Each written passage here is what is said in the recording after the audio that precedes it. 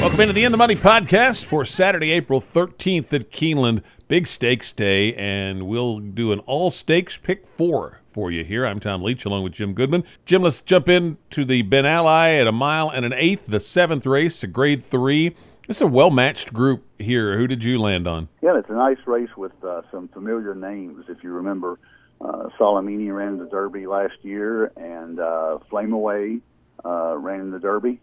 So these are 4-year-olds now that some of them haven't panned out like they should, but this is a 1.8 mile test, the Ben Ally, and I think it's a well-matched field. I went to Flame Away in here, ran really well in the Bluegrass. Got beat by Good Magic last year, but only got beat 1.5 lengths, and went into the Derby with a puncher's chance anyway, and just didn't run a step in the Derby. Just had a terrible trip and came back and hasn't won since then until the last out at Tampa, and I think that may have turned the tables for him. So Mark Cassie's got this horse going in the right direction. Third race off a layoff. Ortiz takes the ride again, and he rode Flame Away last time out. Got to use Salamini when we get to the pick four. Like Third Day's progression, the Mine Shaft was a good race for him. He ran right behind Flame Away and ran fourth. Castellano takes the mount. That's not anything bad this time of year when he's doing so well at Keeneland. Like bonus points for Todd Pletcher running at Laurel, so he hadn't been running against the competition these other two horses have. The other horse that intrigued me a little bit, I don't know about these buyer numbers coming from Turfway and Mahoning Valley, but nonetheless, for Contreras and Rodney Prescott, if you just look at the numbers, but he hadn't been running against very good competition. The Prairie Bayou was a stakes race at Turfway that he won. Tried him in the Razorback at Oak Pond, didn't fire, and Cold Front beat him, but he only got beat by 6. So nonetheless, from a numbers standpoint, might be a price play. So I'm going to take Flame Away here, but I would use 3 or 4 others when we get to pick 4. Yeah, I probably will end up regretting not putting Flame Away on top, but I went to Third Day looking for a little bit of a price. Castellano's just been incredibly hot at this meet, so that was one thing that drew me to this horse, and looks like the horse is improving and has a sharp local work, so trying for a little bit of a price, I went to Third Day, but I've got Nonetheless and Flame Away pretty high up next on my tickets. Nonetheless has some good numbers in recent starts, and I think Flame Away, you covered that one well. Anytime a horse has run well over this track, you always take notice of that too. Bonus points for Pletcher's intriguing, although his horses that run best seem to be the ones that come up from Florida. This horse has been training in New York, so not sure what to make of that, but bonus points off form certainly fits. And Bourbon Resolution, I thought at a price was worth a look in here as well for Ian Wilkes. Horse really came running in the first start off the layoff 2 back and won at 1 1/8 miles last year. 8th race is the Giants Causeway for fillies and mares sprinting on the turf. I went to Surrender Now. Peter Miller sending horses in here to Kentucky in bunches for the first time, and he's 24% off the layoff. This horse won 2 in a row last summer with numbers that would be good enough to win this. So Surrender Now, but it's not a strong opinion. Factor of 1 comes off a really good allowance win for Clement and could certainly be ready to win this. Morticia has won here before and is as the class edge, I think, on this group. And then Mrs. Ramona G from the 3-hole I thought was worth a look, as well as Excessive Spending, the 10, who has run well here in the past. So a slight nod to Surrender Now for me in the Giants Causeway. How about you? I have a slight nod to Morticia. I like those 2 horses, and when we get to the pick 4, I'm going to use those 2. I think Surrender Now coming from California, and you covered that. But it's been off since August 26th, so that's a big question mark. She's run well off a layoff before, so hopefully that will occur again. But I really like Morticia here. Been running against good competition. Ran well in the Buffalo Trace Franklin County here last October.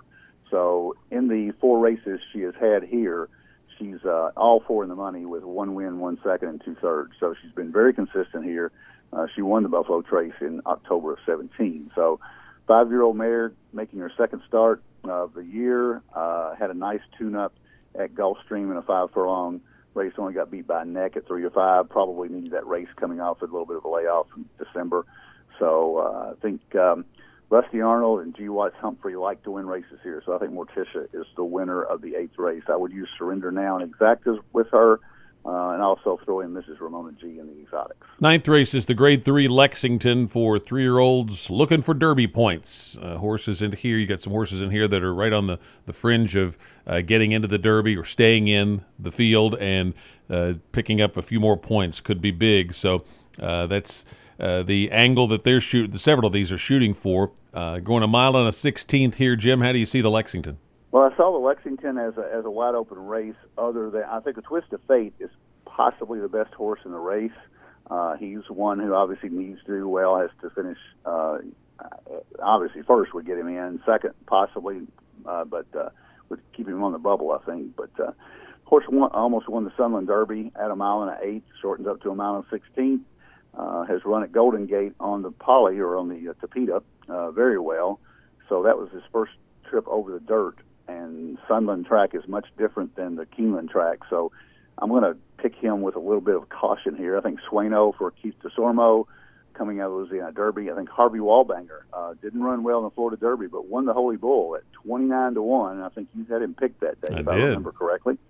I had him in a little pick 4, I think, that day. So you're not going to get 29-1 on him, but Kenny wants to get him in the picture for the Derby, and if he runs back to the Holy Bull, he's got a shot here. I think Zenden, the 9-horse for Gaffleon, comes out of the Tampa Bay Derby, where he got beat by Tacitus, who came back and won the Wood last weekend. So there's nothing ashamed about getting beat by 3 lengths to Tacitus, and he might be the controlling speed in here as well. So, and the other horse I'm going to throw in Nick's Go. Nick's Go ran terrible in the Gotham, got beat by 51 lengths, but you assume they just kind of wrapped him up. Ran bad in the Sam Davis, ran bad in the Kentucky Jockey Club last year. But go back to the Breeders' Futurity at Keeneland at a mile and a 16th on this very track, and he won at 70-1 last year.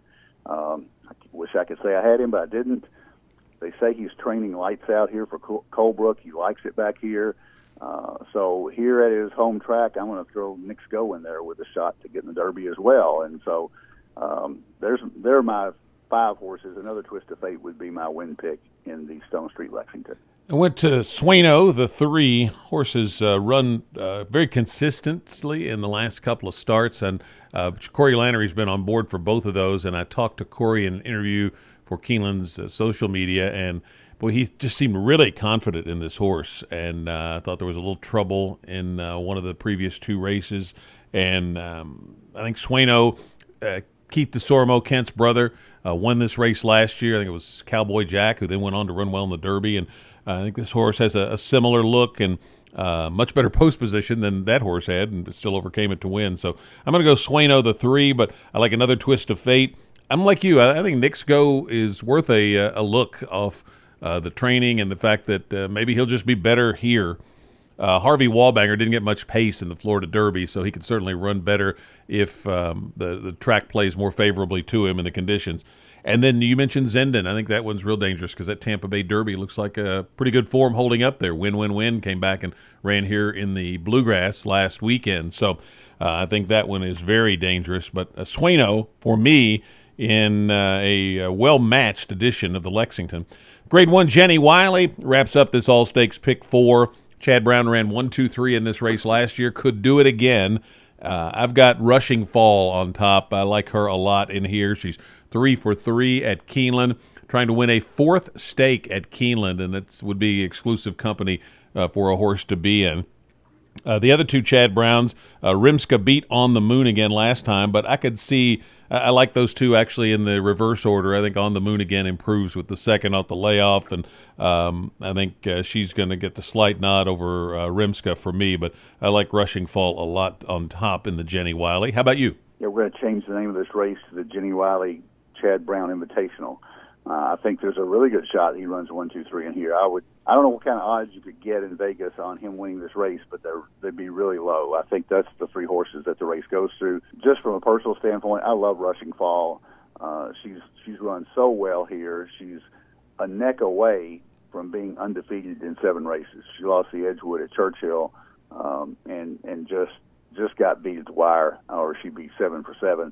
Got to pull for her just from a standpoint of first one to win 4 graded stakes at Keeneland. So Rimska's got a shot to beat her, and On the Moon again's got a shot to beat her. I don't think anybody else in here does. I think it's a Chad Brown race to win or lose, and I'm going to go with those three as well. And I'm going to like Rushing Fall for the win as well. Well, tell me about your pick 4 ticket starting in the 7th. All right, I think I already talked about the pick 4. The first leg, I'm going to go in the 7th. I'm going to go 3, 4, 6, 8 with Third Day, Flame Away, Salamini, and my 8 horse. Bonus points. Bonus points, yeah. I'll circle that one. So 3, 4, 6, 8 with bonus points the 4th horse. Going to go 4, 8 in the second leg, the Giants Causeway. So Surrender Now the 4 and Morticia the 8. Then I'm going to go 5 deep in the Lexington with Swano the 3, Another Twist of Fate the 4, Harvey Wellbanger the 5. The 7 Knicks Go, and the 9 Zindan. So 3, 4, 5, 7, 9. And close it out with the Chad Brown Invitational. Rushing Fall the 2, Rimska the 4, and the 8 horse, which is On the Moon Again. So 3, 4, 6, 8 with 4, 8 with 3, 4, 5, 7, 9 with 2, 4, 8 for $60. I've got a lot of the same horses on my ticket, just a little different structure. I'm going 3, 4, 10, 8 in the first leg of the Ben Ally, and then 5 deep in the Giants Causeway, the 4, 7, 8, 10, and 3. I'm going to add Mrs. Ramona G in there too for a little bit of a price to try to hit. Going to go the same 5 you had in the Lexington, and then single Rushing Fall for a $50 ticket. So it's 4 by 5 by 5, and Rushing Fall. I just certainly. You could make a strong case for shortening up somewhere else and using all 3 Chad Browns, but I'm going to try to take my stand with Rushing Fall and hopefully catch a price in one of those other legs, especially the Giants Causeway, maybe by going just a little bit deeper. Best of luck with your wagers on the Saturday card.